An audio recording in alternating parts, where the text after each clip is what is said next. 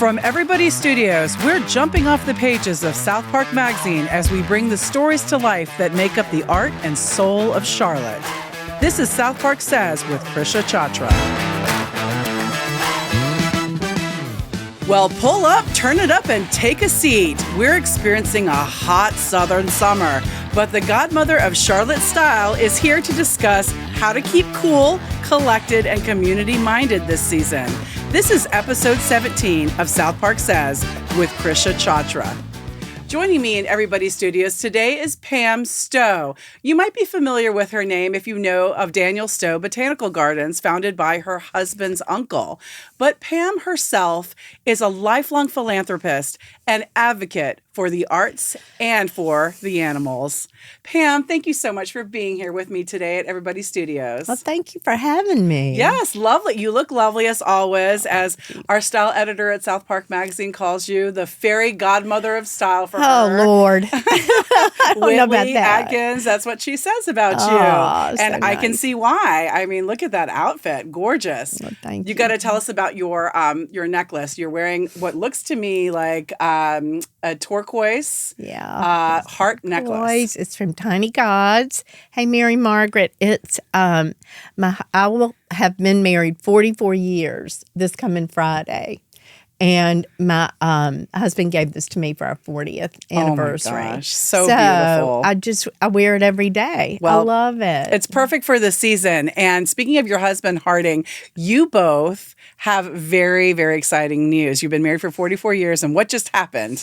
Well, I got back at 8 o'clock last night from New York, visiting my very first grandchild. Oh, congratulations. And so he was born exactly a week ago. Wow. So I'm just over the moon. My heart's right here. Oh, your heart's here. You're wearing your heart around your neck, too. It's right there. And I'm sure your heart is pounding as well. He's stolen your heart already. Yeah, he's beautiful. Wonderful. Well, that is a wonderful thing. I mean, obviously, like such a milestone in your lives. So it's huge. Yes. So you actually have, now you're continuing the family legacy with your new grandson, but you have a very amazing and very interesting legacy here in the Charlotte area. Your family has been here for a long time. So if you could just tell the listeners a little bit about, we all know about Daniel Stowe Botanical Gardens. You tell us a little bit about your family history in Belmont. Okay. Well, I grew up in Eastern North Carolina and met my husband here, but I have been, like I said, we've been married a really long time. Daniel Stowe started the Botanical Garden. It was my husband's uncle. He had no children, and he started the Botanical Garden. It was his end-of-life love and wish. And so 25 years ago. So, which is really, in the world of gardens, is kind of young. Right. So it's coming along. It looks fantastic, but it's sort of new, but it's great. And the name of the Botanical Garden has been changed. Oh. And the logo to the Daniel Stowe Conservancy. Which is more in the world,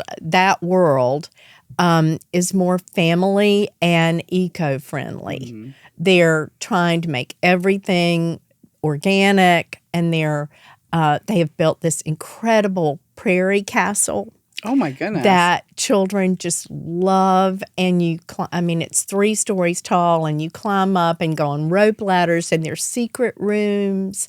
And it's a child's fantasy. That's wonderful. So I know that when we first moved to Charlotte 6 years ago, one of the things that we could do right after the pandemic, because we moved during the pandemic, was to go to the gardens because it was open air. It was lovely. And things, the flowers still bloomed during the pandemic. Yeah. So they still looked so beautiful. And I remember my daughter running through the gardens you had, I think, hoops and fountains all lit up and everything. It was gorgeous. Is it still, you said they changed the name to the Conservancy, but does it still have sort of that lens of being family friendly? Oh, absolutely. They have heightened it. Our most recent director, who's phenomenal, John Searby, was part of my husband Harding is chairman of the board, but he and John and the board decided to change the focus. Because when you hear botanical garden, you sort of think older people. You know, you just do. Yeah, or people who are garden enthusiasts. Yeah, That's garden right. enthusiasts. It's a little more limited, but a conservancy they have lots of walking trails, hiking trails. It's over 400 acres. 400 acres. So, yeah, Okay. so it's a lot of land, and it has not all been developed. Wow. So that land, and it's in a conservancy, obviously, so it won't be developed. Won't be developed. But now, did your husband's uncle actually, was that family land beforehand? Yes, Okay. he owned the land. He owned the land. And he lived there. His house, sadly, is gone, but he lived on the property, and that's where he wanted it to be. Wonderful. So was your husband's family horticulturalists, or what was their No, they were in background? the cotton business. Okay. My husband's grandfather started R.L. Stowe Mills in Belmont many, many years ago, and in 2008 and 9, the business failed. The cotton went overseas. So the business closed, and now my husband's business is Bricks Pizza. Okay. Well, we all love that. Which has been a good thing.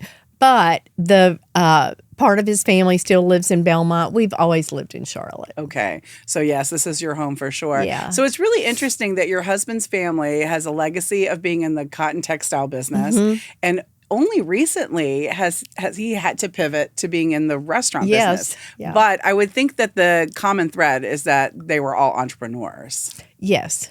Yeah. He very much is an entrepreneur. Right. And so he's currently doing that with the Bricks Pizza. He is, runs yes. it. And they're in 4 states. Okay. And they're looking at expanding. So eat pizza. Everybody eat pizza. And eat Bricks Pizza Yeah. at that. Yes. Well, that is definitely a very familiar name here in Charlotte. Oh, good. But so that is your husband's family and your family, obviously, because you've been in the family now for over 44 years. But tell us a little bit about you and your interest in fashion and how you've seen the arts expand here in Charlotte. Oh, wow. Well, I have loved fashion and clothes my whole life. My grandmother did. My mother did. Even in high school, I didn't want to look like everybody else. I wanted to look different. I wanted to look like myself. And my mother sewed beautifully. So we would buy things and then change them to make them a little more interesting. So that's just been a passion of mine my whole life. And I don't totally agree I don't agree at all with the godmother of style, but I do love, Fairy style. godmother, And that's I love what you said. clothes, fairy godmother. And I just feel like Charlotte has so many places now to shop. And we have so many stylists at all different levels.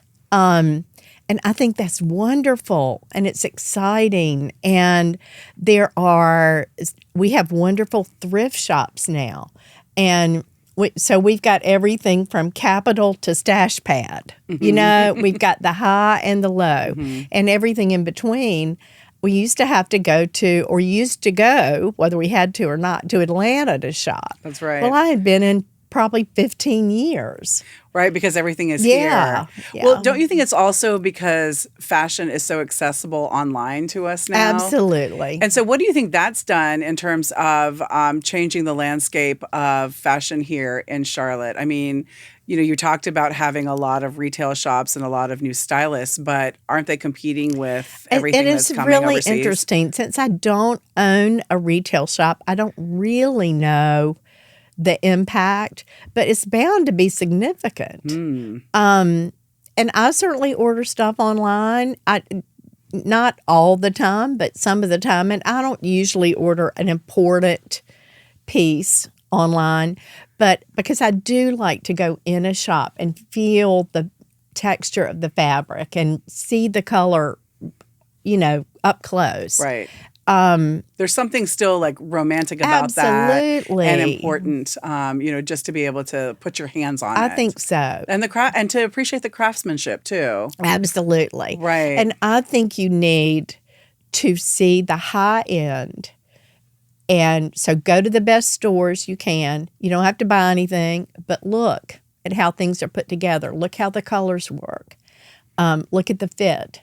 And then you can go, if you have to or need to a thrift shop or to a boutique that's maybe not the highest end and find something very similar at a much better price point. But I like both. Yes. I like high and low. That's right. That's right. Because, sometimes even if you can't, maybe it's not in your budget to afford all high, but maybe you can get one or two pieces and then pair them. And work it in. Right. Work it in. What kind of combinations, you were talking about color combinations, and this season, as we talked about in the intro, right now we're in the thick of summer and it's so hot. What kind of things can people wear that allow them to breathe in this southern summer heat? Well, I wear a dress almost every day. I rarely wear pants unless I'm working out.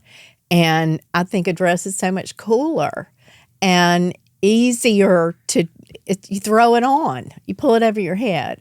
And it's so much cooler. And then somebody taught me a trick. Okay. That you look, I don't have it on this dress, but I do on several dresses. If you have a seam right under your arm, okay, you open that seam and sew it back up, and it makes it almost like a sleeveless dress. I'm a little too old for a sleeveless dress. No, you are great. You can pull off anything. But I see what you mean. Like make sort of like a vent. It does. Yeah. And that is a great, cool little tip. But I truly just dresses and flip-flops and flats. I mean, that's my world. That's your world. That's your style. As a Southerner, you need to keep cool, but also keep stylish. And then I see that you're wearing a lot of turquoise. So is that sort of a signature color? Not really. Yeah. I wear every color. You wear every color. But I wear, my closet looks like, I told somebody it looks like a clown closet. I mean, the colors are just, I love color. My house is a color explosion. My closet is a color explosion. And it's what I like. It makes me happy. It makes you happy. And Harding is fine with it. He's fine with it. He's fine with it. He's learned to live with it, I'm sure. Yes. That's wonderful. He has. So you obviously love fashion. Now, do you do anything in the fashion world itself in terms of just besides loving it and advocating for it and shopping local? Well, I have a costume closet too. Really? And about 50 wigs. Okay. Yeah. And so I'm the person that people call when they have a costume party. Okay. And that is so much fun. But I'm also lucky enough to be the person they call if they've got a big party. Right. And I cannot tell you how many people have brought over a bag of stuff, clothes and jewelry, and said, "What do I do?" And, in another world, I would make it a career. But I was going to say, were you a stylist in the past life? It's just fun. But I've truly spent my life putting outfits together. That is such a talent. It really is. You probably were the fun mom. Well, we'll see. Ask my children. Because you do. You have a daughter and two sons. Is that correct? And now a grandson. So I'm sure your grandson is going to have so much fun running through that closet when he's old enough. Oh, boy. And wearing all the wigs. You're right. He probably will. He'll have the best time. So you don't do this as a career, but you are available to help friends with their costume parties. I love it. It's my favorite thing. Yes. I mean, I love to have people come in, friends. I'm at the age where I've got a lot of friends who are mothers of the bride. Okay. Or groom or whatever. And I love to help them go shop and put an outfit together. But I'm not a professional. That we have many true professionals. You do have, yes. In this town. That's right. That's right. A lot of stylists, a lot of really good ones. But people still ask your advice because you are on a board at the Mint Museum that works with costumes and set design. So tell us a little bit about that. But, I'm on a small board at the Mint. It's and I'm not going to get them in the right order. It's craft, costume, and design. And it's a small board. And I just told Krisha, we don't have a lot of money, so it's not the big fancy Mint board, but it's enjoyable. But you might not have a lot of money, but they have a lot of resources through you that they can do. Use your And the costumes. coolest thing is going back in the storage areas of the Mint and seeing how they curate the costumes. Really? Because they have phenomenal and very valuable costumes that have to be handled, with velvet gloves or more than that. And that's that's been an interesting piece. That's amazing. Had you been back before you were on the board? Had you been back there before? No, people don't even know it exists. Okay, so it's an actual closet in the museum. No, it's a huge rooms, and they have people that are totally educated in preserving very old fabrics. Wow. And fashion throughout the years. And fashion right? throughout the years, yeah. Do they display that at all? Occasionally, not all the time. Okay. I think most museums, I've been lucky enough to go to a lot of museums, are generally showing to 10 to 20% of their inventory. Wow. And they rotate it. But it's amazing, right? How much we don't see. It is amazing, especially today when you can just take a virtual tour, and all it takes is for someone to capture all of those fashion items for the consumption of people that are curious and interested that want to see it online. You're exactly right. Right. Maybe that's something that you could help with. Maybe so. We'll see. Yeah, that's so interesting. So, what did you find any gems, by the way, while you were back there? Like, have anything stood out that you were like, oh my gosh, this is so amazingly vintage and classic? I really like the very old dresses that have the giant skirts. The sort of Southern belle, but then beyond that, I think the skirts that went out to the side, almost making a giant rectangle, are called panetiers. Oh yeah, okay. I'm probably saying that wrong, but I like really old costumes. Okay. And looking at the fabrics and the lining and the corsets, it's phenomenal. Yeah, can you believe that that's what women wore? I don't know how they did it. They didn't have air conditioning. I was going to say, they were hot. Talking about the hot Southern summer. Oh, my gosh. They were hot. They were constricted. Yeah. And they had to be ladylike in those conditions. How did women do it? I have no idea. I couldn't do it. It'd be fun to dress up in it. Yes, that's but right. I don't think I'd want to wear it Maybe every day. just for a picture or so. Yes, just those period piece pictures. But it's amazing. That's why that is probably where we get our strong genes, from those women. I hope so. I think you're right. That's really funny. So I wanted to ask you, because obviously fashion has been part of your life for a long time. Are there any types of styles that have that you consider to be timeless, that have sort of lasted throughout your love of fashion? I believe that it's always, this is probably not answering your question. Little things I've just remembered my whole life. I think the biggest, most beautiful accessory you can put on is a big smile. And if you don't have that on, it doesn't matter what you have on. It doesn't look great to me. But this is not necessarily so timeless, but it comes back. And again, stripes are so huge. And I love seeing the horizontal stripes and mixed with a print skirt or print pants. Really? I That's love so bold. mixing patterns and colors. I just think you can, my friend Whitley taught me, if it doesn't match, it matches. I love that. So, because Whitley can do it, but I also feel like because she's who she is, she's a stylist, she can pull it off. Whereas if I wore, this big bold pattern that I'm wearing right now, this turquoise pattern to match with you, and a printed pant, I would look kind of ridiculous. I don't know. Give it a try. I think maybe it's probably, and Whitley said this too on the podcast because she's been on a few times. She mentioned that her sense of style is the way you treat people. Her sense of style is the way that you carry yourself when you're wearing something that brings out the best in you. She said she learned a lot of that from you, by the way. Yeah. But that's what she said she looks for in style. And I think that maybe people like her and other people like you can pull off those kind of mismatched, I would say mixed match prints. They might be mismatched too. Both. But whereas a lot of us are not that bold. That's okay. You've got a very bold top on and simple pants. And you've got a great piece of jewelry on. Oh, that's right. I and forgot. Look at that hair. Yes, my Kill hair. for that hair. Oh, well, thank you. That is my signature. It's my hair. gorgeous. It's for sure. Thank you. Oh, wow. I mean, you could walk around naked, really, with Oh, that gosh. hair. But Let's not scare off anyone. But I mean, thank you. I think you wear what you're confident with, what makes you happy. And you said you like turquoise. I do. You like blues, I love blue. obviously. And so that makes you feel good. Wear that. Wear what Yes. makes you happy. Wear what makes you smile, a big smile. And walk into a room with your head held high. I told a group of women not long ago, when you're getting ready to walk into a party or to a restaurant or any room, think about your best secret, a really fun secret that everybody would like to know. And if you don't have one, make one up and walk in with that look.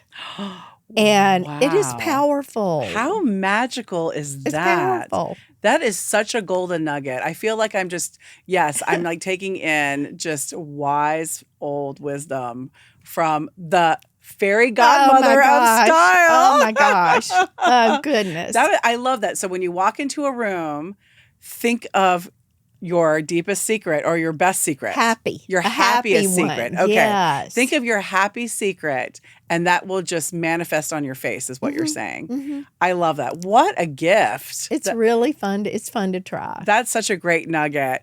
My guest today is Pam Stowe. She is a lifelong philanthropist of both the arts and animals. And she's been called the Godmother of Style. That's what we've been talking about. Okay, so let's switch focus, though, because, I mean, you've already given us a golden nugget for style and how to carry yourself.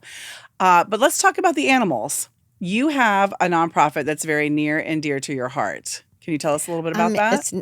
It's not my nonprofit, but I'm on the board of Stand for Animals. And Stand for Animals provides low to no cost vet care.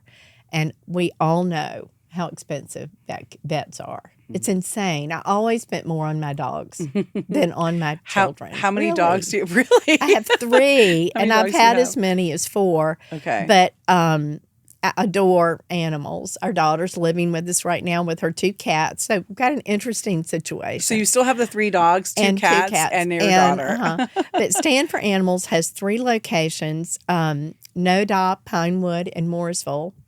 And you cannot beat their prices, nor the quality of the vet care. The vet care, the quality of the doctors, the staff is incredible. And you walk in, it's happy, the colors are bright. It makes you feel good. And you walk into the clinic and you see people that you understand or really want to take care of their pets. Now, does anyone qualify for this? Can you bring your animal? You just say. No matter who you are? You just say. It's not, you don't have to bring in paperwork and prove anything. Okay. It's there for people who can't afford it. Okay. And we want them to keep their pets. We want them to have the ability to take care, make the pet healthy, take care of the pet, but be able to still live their life. Sure. On a limited income. Do you find that, or are the statistics in your data such that if a person cannot take care or afford to take care of the pet actually becomes a stray? Or Yes, happens all the time. And the biggest issue is spay neuter. Because it's expensive to have your animal spayed or neutered. It's not nearly as expensive at Stand for Animals. Okay. But if you don't spay and neuter your animal, they're going to breed. And so then there are more homeless pets. And that's what our shelters are full of, are litters that were not wanted or loved. So it's a conundrum, but Stand for Animals is trying very hard to help solve the problem. They have spayed and neutered thousands of animals in Charlotte. And what other kind of services do they provide besides spaying and neutering? Basic vet care, dental cleaning, just basic vet care. And can you make an appointment online or do you have to You go can. in? Okay. You can make an appointment online. Stand for Animals, and whatever location is most convenient. Okay, perfect. And so this is something too that you can come back. Is it a regular Oh, yes. occurrence? Okay, so Yeah. it's not like a one-time thing where you can only No. use this service It can once. be your vet. It can be your vet. It can be your vet, or Okay. it can be, dental cleaning's real expensive. Right. And you can go to Stand for Animals for that, or for spay neuter and not go back. It's a choice. Yes. And that's what an amazing service. And so is this a nonprofit that A people nonprofit. can donate to? Yes, absolutely. Okay, so is that I assume that's where they get most of their It's revenue? entirely donations and grants from. I think they've gotten grants from PetSmart and Bissell and others. I'm sorry, I'm not well educated enough to name, but they're very dependent on that. On donations Yes. to keep their services going. Wow, what a wonderful nonprofit. Do you know how long it's been in existence? It's been between 10 and 20 years. Okay. I should know In this area, the number. right, Yes, right. and it was Carrie Bernstein, the director, started it. And it's just grown and grown. And how did you get involved? just I met a woman at a fashion show. Oh, there you go. It always comes back to the fashion. I was very involved in the board. Okay. And she and I became friends and met for a Diet Coke at Sundry's. And she said, I can tell you really care about animals. Would you be interested? And so it was a natural fit. Okay, that's perfect. And you've been on the board for a long time. Okay. So, and do they take, you said cats, dogs, any exotic pets or big I animals? don't know, but I think so. Yeah, I think if you you can walked always- in with a bunny, it would be fun. Okay. So, Bunnies probably, maybe Yeah. not lizards, but we'll see. So they can anyone can look online for Yes. Stand for Animals Yes. and figure out what they can bring in and what kind of care yes. will be provided. It's a great website. Yes, that's a Great wonderful website. organization. So, of course, you got connected with them through fashion. So, back to the fashion. I wanted to bring up hats in the garden. The pictures were recently featured in our June issue of Southpark Magazine. And this was a collaboration between you and the Daniel Stowe Conservancy. So, tell us a little bit about how that came about. This was your idea. I have a wonderful friend who invited me to the Central Park in New York hat party, which is phenomenal. It's the Wow. most gorgeous event you've ever seen in your life. When does that take place? It's in the spring, Okay. and it's down in the park, and it is so elegant. The flowers are just over the top. You look around, there's Martha Stewart, there's Oprah, it's a high ticket deal. Wow. And it's gorgeous outfits, gorgeous hats, very creative, or just phenomenally gorgeous. It's eye candy of the highest order. So I went to that. I was fortunate enough to be invited to that event a few times. And then I started thinking, there's not a hat party that I know of. There's a wonderful one at Vizcaya in Miami. And there's the New York party. And I didn't really know of a hat party between New York and Miami. I'm sure there are. I'm sure because hats are such a quintessential fashion item of the Absolutely. Southern style. And yes, they are.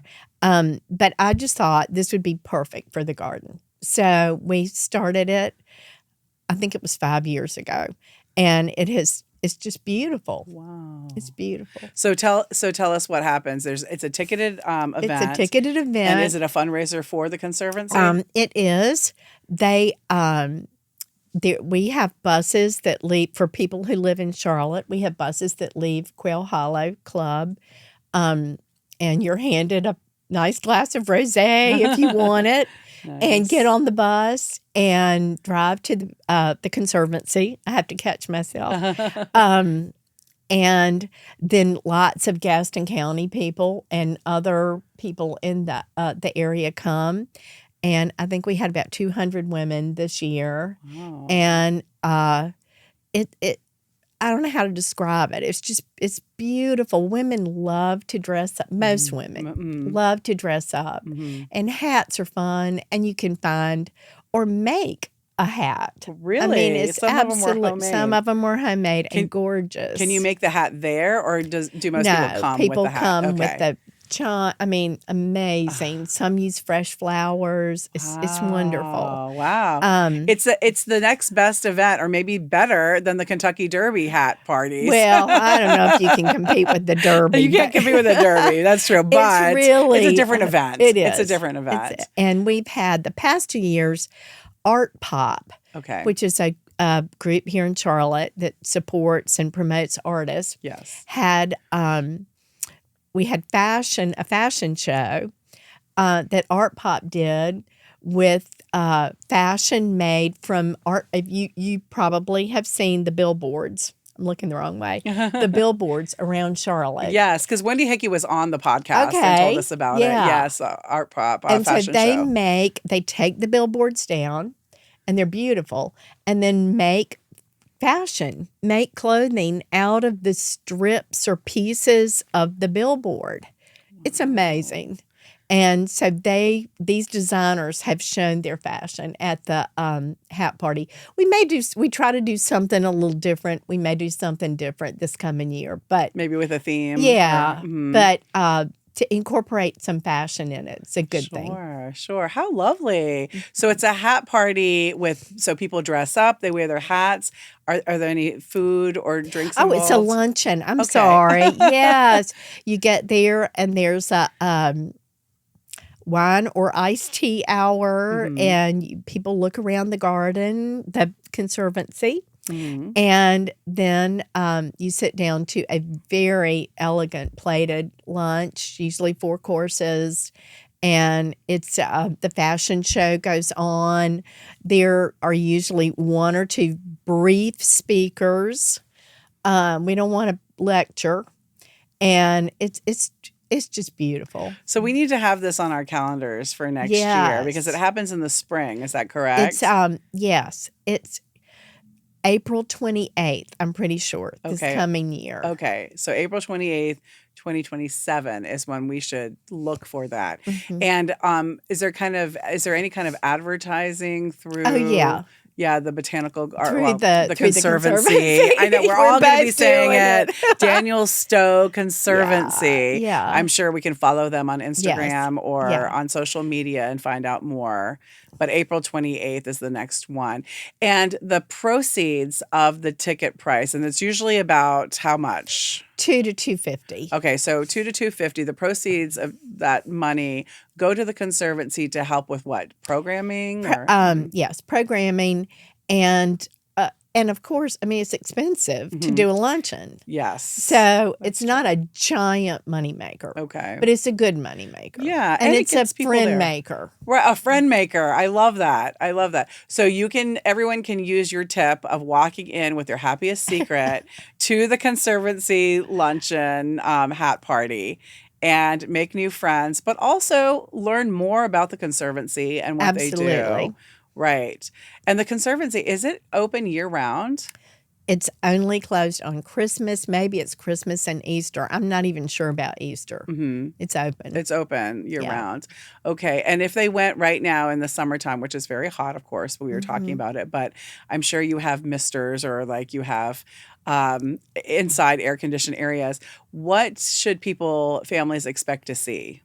Well, it's more and more all the time. They're adding from the gardens they started with. There's the garden that you and I talked about that children can run through that has arcing pieces of water. That's really fun on a hot day. Right, the misters, the arches, right.